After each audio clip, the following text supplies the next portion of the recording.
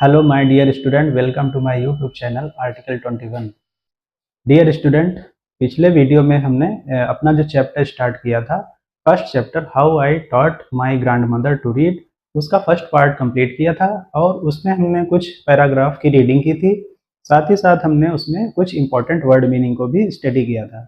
आज का वीडियो हमने जो पिछले पैराग्राफ पढ़े थे उसके आगे के पैराग्राफ से रिलेटेड है। इसमें हम आगे की रीडिंग करेंगे और आगे के पैराग्राफ को समझेंगे और साथ ही साथ हम ये भी देखेंगे कि उसमें बनने वाले क्वेश्चन हम किस प्रकार से लिख सकते हैं, उनका आंसर कैसे दे सकते हैं और आंसर राइटिंग कैसे कर सकते हैं।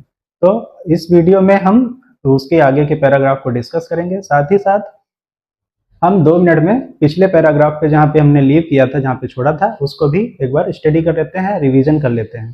तो आइए स्टार्ट करते हैं। यहाँ पे क्या लिखा हुआ है, unfortunately for colonel literature she died very young, even now after 40 years people continue to appreciate her novels.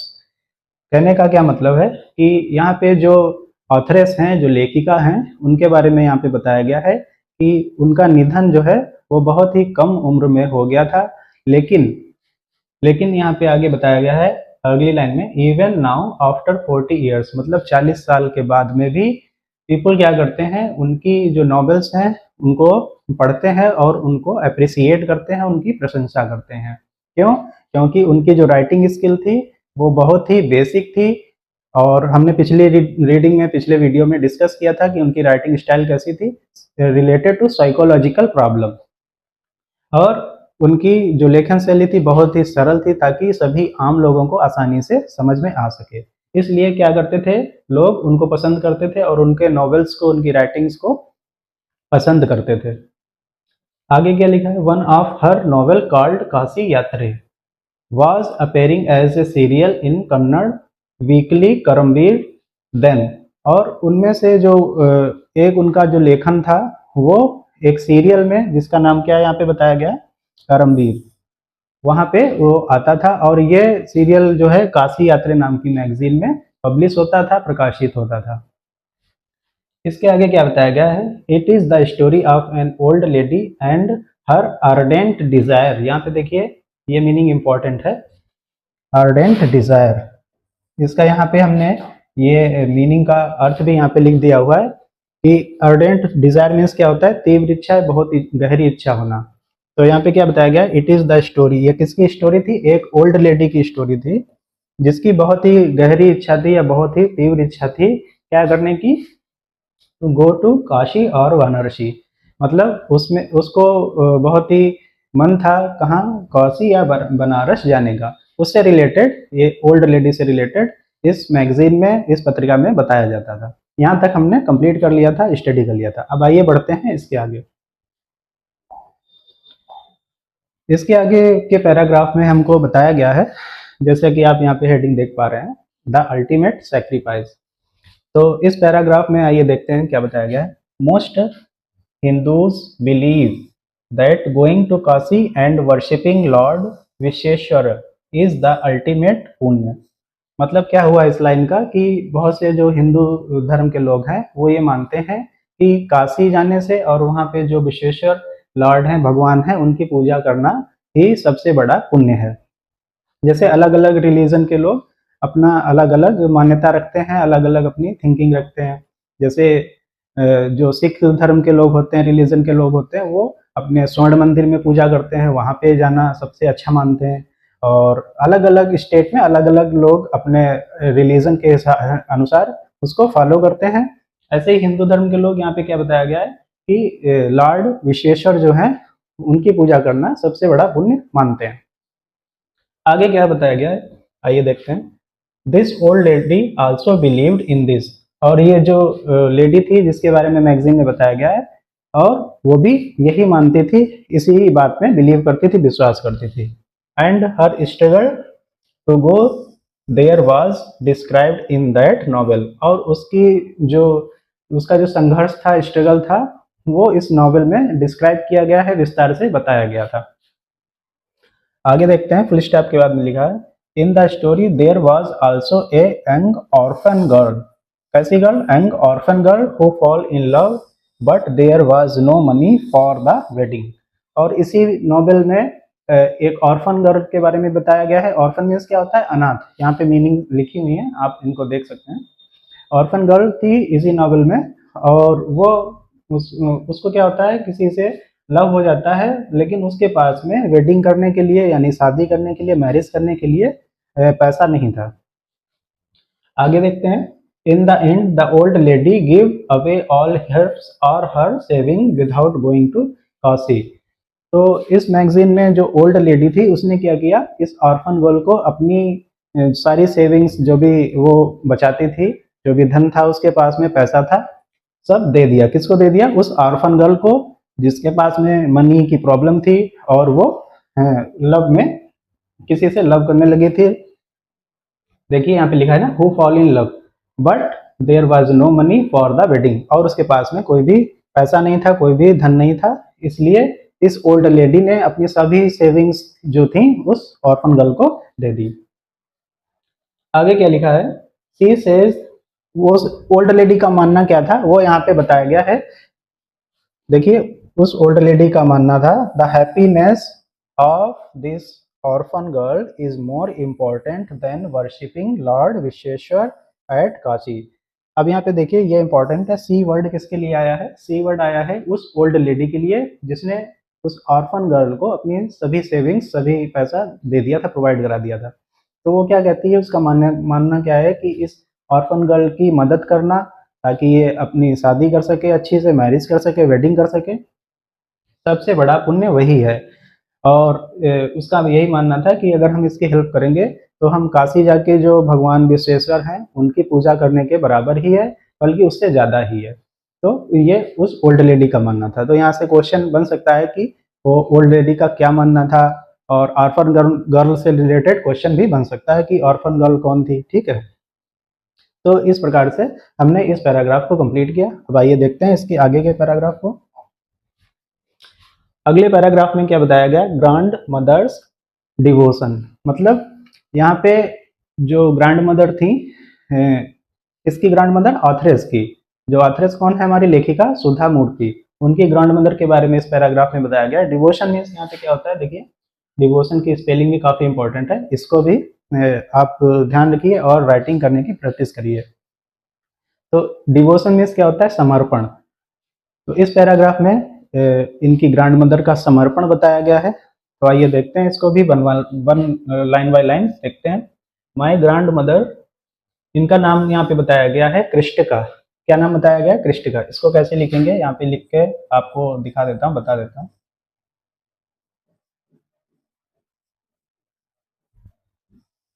ठीक है, इसको ऐसे प्रोनाउंस करेंगे, my grandmother Krishtika never went to school, she could not, so she could not read. अब यहाँ पे बताया गया जो उसकी ग्रैंड मदर थी वो कभी स्कूल नहीं गई थी, इसलिए वो क्या है, कभी स्कूल ना जाने के कारण वो रीड नहीं कर सकती थी, यानी वो पढ़ी लिखी नहीं थी। इस लाइन में यहाँ तक ये बताया गया। Every Wednesday the magazine would come and I would read the next episode of this story to her. अब देखिए यहाँ से क्वेश्चन ये फ्रेम हो सकता है कि जो मैगजीन थी वो कब आती थी?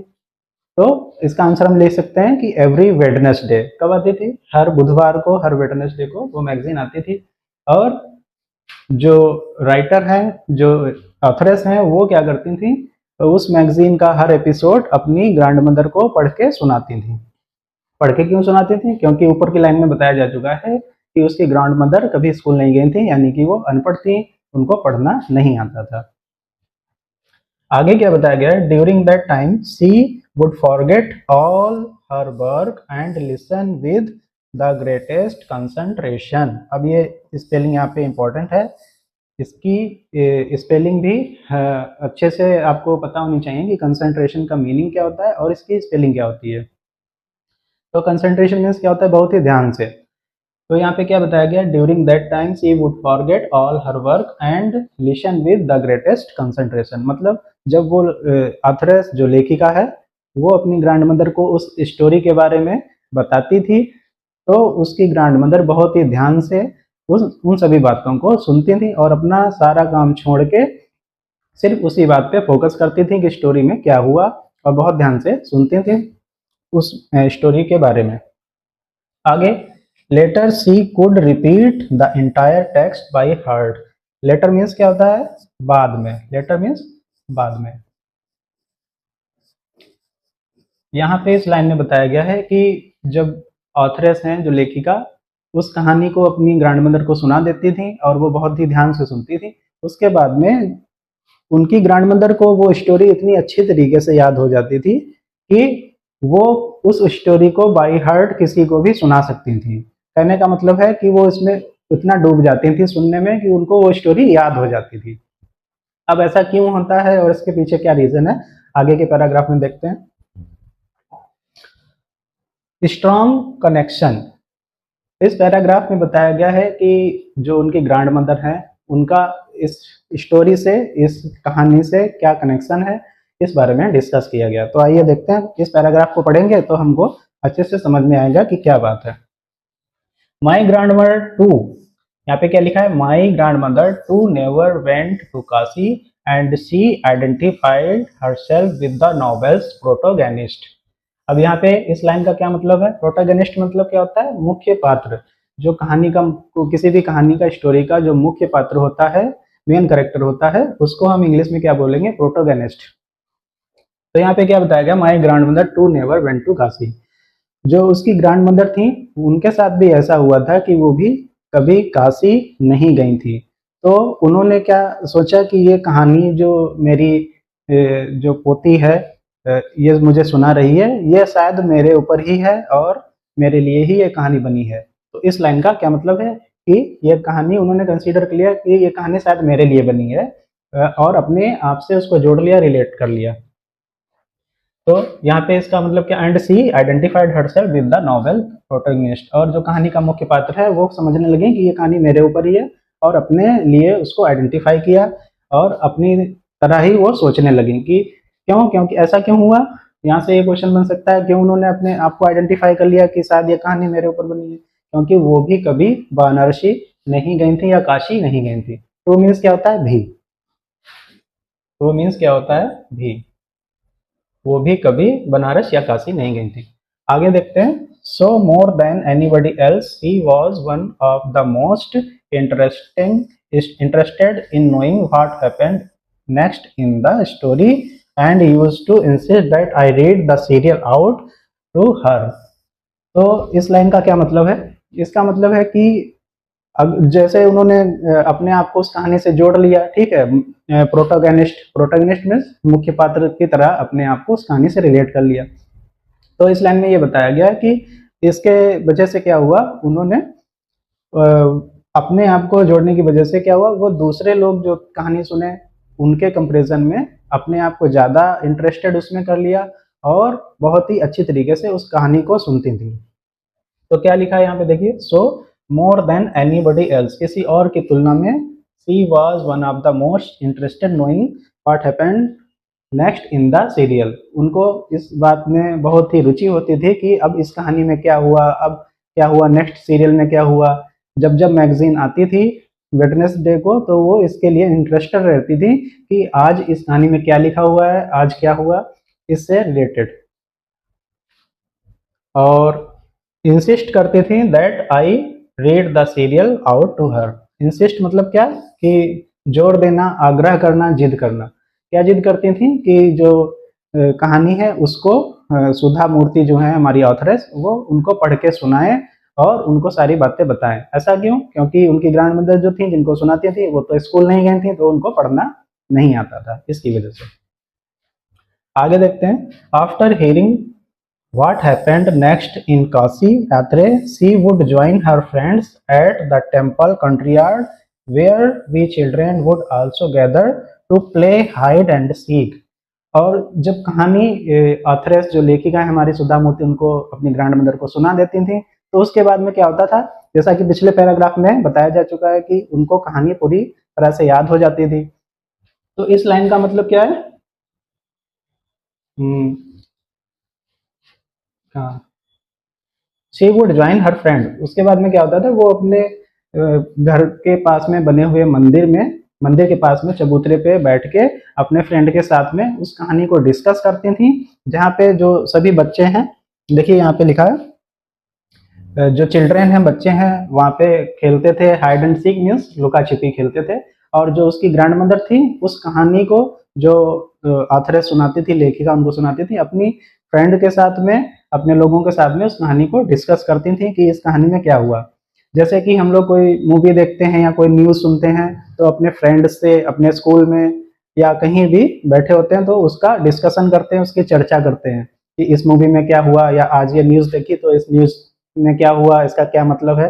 तो इसी प्रकार से जो उसकी ग्रैंड मदर है, वो भी कहानी सुनने के बाद में बहुत ही इंटरेस्टेड हो जाती थी, और उसके घर के पास जो टेम्पल था, मंदिर था, वहाँ पे कलेक्ट इकट्ठा होके अपनी फ्रेंड्स को बताती थी, डिस्कशन करती थी उस कहानी के बारे में। और ऐसा क्यों हुआ? क्योंकि उसकी जो ग्रैंड मदर थी, उन्होंने इस कहानी को अपने ऊपर ले लिया था कि शायद ये कहानी मेरे लिए बनी है। आगे देखते हैं अगले पैराग्राफ में, the wedding and the freedom. अब इस पैराग्राफ में क्या बताया गया है, आइए देखते हैं।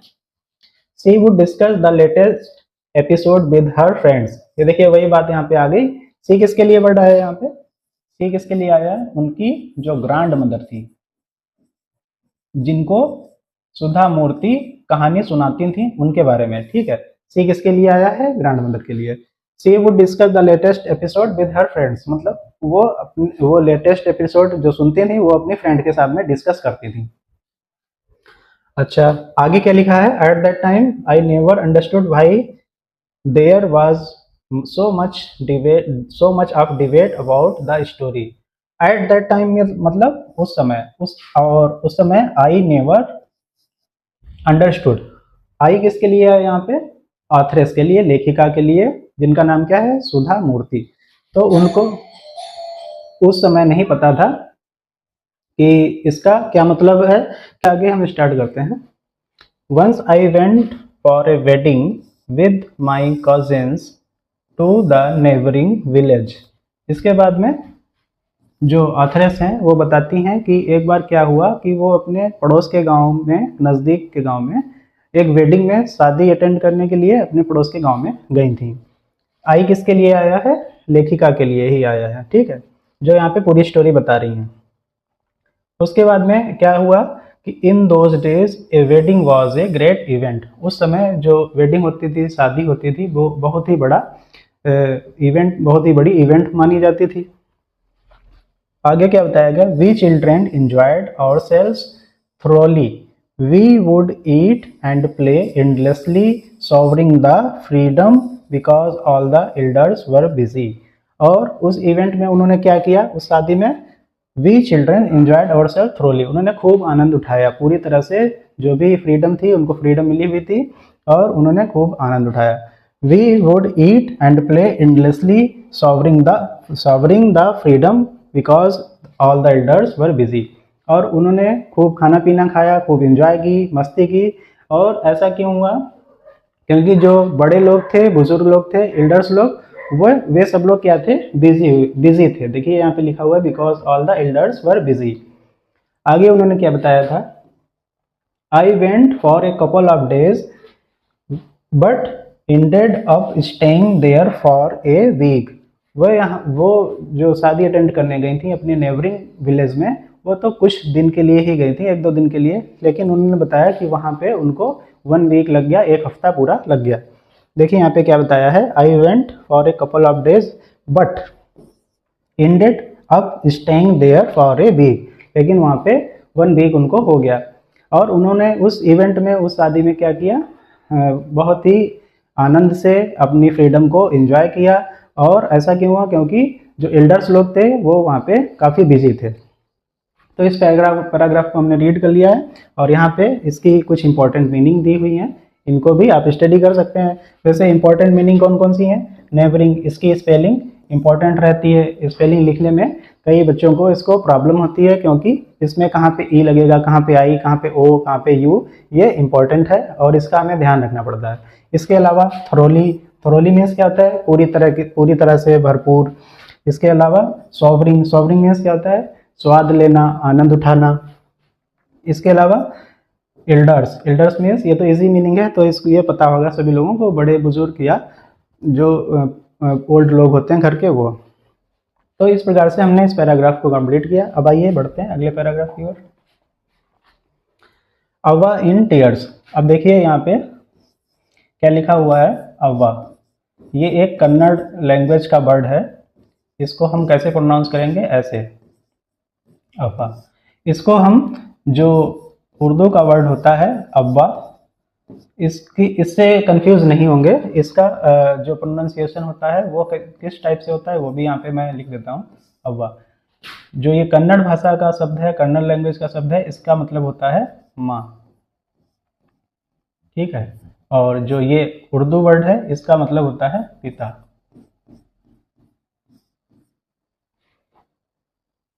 कन्नड़ लैंग्वेज का ये वर्ड है। और जो ये वर्ड है अब्बा, ABBA, ये कौन सी लैंग्वेज का है, एक उर्दू वर्ड है, उर्दू वर्ड है, ठीक है। यहाँ पे मैंने इस कंफ्यूजन को दूर कर दिया। तो अव्वा इन टीयर्स, अव्वा जो उसकी ग्रैंड मदर थी, उनको वो बहुत ही प्यार से अव्वा बुलाती थी। जैसे हम लोग अपनी दीदी को या अपने भाई को प्यार से कुछ बुलाते हैं, कोई जिया बुलाता है, कोई दीदी बुलाता है, इस टाइप से। तो कन्नड़ भाषा में अव्वा का अर्थ क्या है, माता या माँ, ठीक है। तो यहाँ पे क्या बताया गया, इस पैराग्राफ को देख लेते हैं। व्हेन आई केम, जब मैं वापस लौटी, कौन वापस लौटी, जो लेखिका हैं, जो ऑथरेस हैं, वो, उनके बारे में यहाँ पे उनसे रिलेटेड है। और वो बताती हैं कि when I came back to my village I saw my grandmother in tears. मैंने अपनी जो ग्रैंड मदर हैं उनकी आंखों में आंसू देखे। टीयर्स मीन्स क्या होता है, आंसू। I was surprised for I had never seen her cry even in the most difficult situation। और जो लेखिका है उनको काफ़ी सरप्राइज हुआ, काफ़ी वो आश्चर्यचकित हुई। क्यों, क्योंकि उन्होंने कठिन से कठिन भी परिस्थितियों में भी अपनी ग्रैंड मदर की आंखों में आंसू नहीं देखे थे। क्योंकि उनकी जो ग्रैंड मदर थी बहुत ही स्ट्रांग विल वाली लेडी थी, और वो इतनी आसानी से उनकी आंखों में आंसू नहीं आते थे। तो इसलिए उनकी आंखों में आंसू देखने के बाद में वो क्या हुई, सरप्राइज हुई। व्हाट हैड हैपेंड, उसने पूछा। किसने पूछा, ये व्हाट हैड हैपेंड, जो ऑथरेस हैं, लेखिका है, उन्होंने पूछा what had happened. I was worried, मुझे चिंता हो रही थी। अव्वा इज एवरीथिंग ऑलराइट, देखिए यहाँ पे फिर से ये वर्ड आया, अव्वा आर यू ओके। उसने अपनी ग्रैंड मदर से पूछा कि अव्वा क्या सब कुछ ठीक है, आप ठीक ठाक हो, आप इतना परेशान क्यों हो, आपकी आंखों में आंसू क्यों हैं। इज एवरीथिंग ऑलराइट, क्या सब कुछ ठीक है। आर यू ओके, क्या आप ठीक हैं। I use to call her avva which means mother in the Kannada spoken in north Karnataka. अब देखिए यहाँ पे उसको डिस्क्राइब कर दिया है कि अव्वा वो क्यों बुलाती थी। क्यों, क्योंकि अव्वा का मतलब होता है कन्नड़ भाषा में माता। तो यहाँ पे लास्ट वाली लाइन में यही बता दिया है कि मैं उनको यूज टू कॉल हर अब्बा, मैं उनको प्यार से अब्बा बुलाती थी, क्योंकि कन्नड़ भाषा में अब्बा का अर्थ होता है मदर। तो इस प्रकार से हमने इस पैराग्राफ को देख लिया। और इस पैराग्राफ से हमने क्या समझा कि जब वो अपने विलेज से शादी अटेंड करके वापस आई तो उसने अपनी ग्रैंड मदर के आंखों में आंसू देखे, जिससे वो काफ़ी सरप्राइज हुई और उसने पूछा कि क्या बात है, आपकी आंखों में आंसू क्यों है।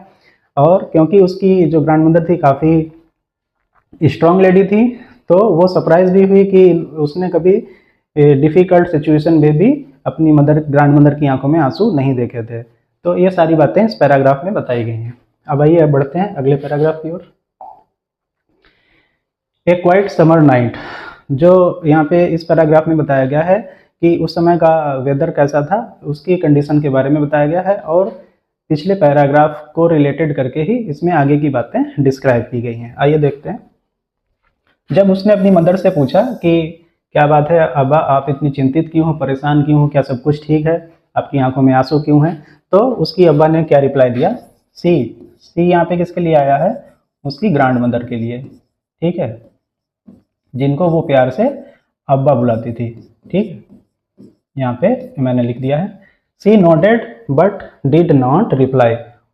उसकी जो ग्रैंड मदर थी उन्होंने हाँ में से रिलाया। नोटेड मीन्स हाँ में से रिलाना, और उसका मतलब क्या है कि उन्होंने हाँ में से रिलाया बट डिड नॉट रिप्लाई, उन्होंने कोई भी रिप्लाई नहीं दिया, कोई भी आंसर नहीं दिया, अपने मुंह से कुछ नहीं बोला। आगे क्या लिखा है, I did not understand and forget about it, मैंने इस बात को समझ नहीं पाया और इस बात को मैं भूल गई, मतलब मैंने सोचा चलो ठीक है जाने दो, कोई बात होगी, नहीं बताया मुझे, कोई बात नहीं, तो उसने भी इग्नोर कर दिया और यहाँ पे बताया आई डिड नॉट अंडरस्टैंड, मैं समझ नहीं पाई, एंड फॉरगेट अबाउट इट, और उस बारे में भूल गई। आगे क्या बताया, in the night after dinner we were sleeping in the open terrace of our house, और जो उस समय का मौसम था बताया है समर की नाइट थी, और सभी लोग जो थे खाना खाने के बाद में, आफ्टर डिनर मतलब रात का भोजन, डिनर मीन्स क्या होता है, रात का भोजन, रात का भोजन करने के बाद में सभी लोग अपनी छत पे, अपने घर की छत पे सो रहे थे। यहाँ पे देखिए टेरेस, टेरेस मीन्स लिखा है छत, ठीक है। It was a summer night, और यहाँ पे बताया गया कि नाइट कैसी थी, समर नाइट थी यानी गर्मी का मौसम था, and there was a full moon, और जो चंद्रमा था वो पूरा था, मतलब पूर्णिमा की रात थी, उजाली रात थी।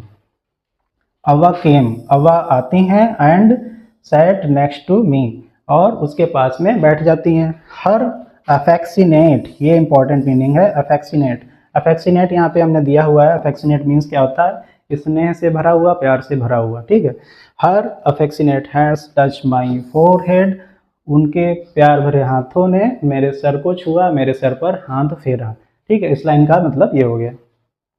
आगे क्या बताया गया है, I realised she wanted to speak, मैंने ये महसूस किया, रियलाइज्ड मीन्स क्या होता है, महसूस करना, मैंने ये महसूस किया, सी वांटेड टू स्पीक, कि वो कुछ कहना चाहती हैं, अपनी बात को बताना चाहती हैं कि ऐसा क्यों हुआ।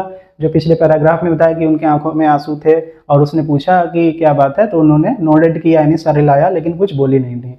तो इस लाइन में यहाँ पे क्या बताया गया कि I realise she wanted to speak, मैंने रियलाइज़ किया, इस बात को महसूस किया कि शायद वो कुछ कहना चाहती हैं। I asked her what is the matter, मैंने उनसे पूछा कि क्या बात है। बस यहाँ पे इस पैराग्राफ का एंड होता है, और हमने इस पैराग्राफ को स्टडी किया और समझा कि कैसे यहाँ पे इम्पोर्टेंट मीनिंग फ्रेम होती हैं और क्या क्या क्वेश्चन यहाँ से बन सकते हैं। जैसे यहाँ पे हमसे पूछा जा सकता है कि उस समय का मौसम कैसा था, ठीक है, और उसके फोरहेड पे हाथ किसने फेरा, किसने बात की उससे, और ये लोग क्या डिस्कस कर रहे थे, उसकी मदर की आंखों में, ग्रैंड मदर जो थी उनकी आंखों में आंसू क्यों आ गए थे, ये सारी बातें इन पैराग्राफ से हमसे पूछी जा सकती हैं। तो आज के वीडियो में बस हम यहीं तक रखेंगे और यहीं तक स्टडी करेंगे। इसके आगे भी कुछ पैराग्राफ बचे हैं, उनको हम वन बाय वन अपने आगे के वीडियो में, आगे के पार्ट में कंप्लीट करते रहेंगे।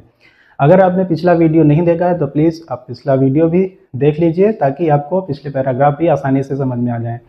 इस वीडियो में हमने पैराग्राफ के साथ साथ मीनिंग भी दी है। अगर आपको कोई भी डिफ़िकल्ट मीनिंग पैराग्राफ में लगती है तो आप यहाँ से देख सकते हैं और नोट डाउन कर सकते हैं और उसकी प्रैक्टिस कर सकते हैं।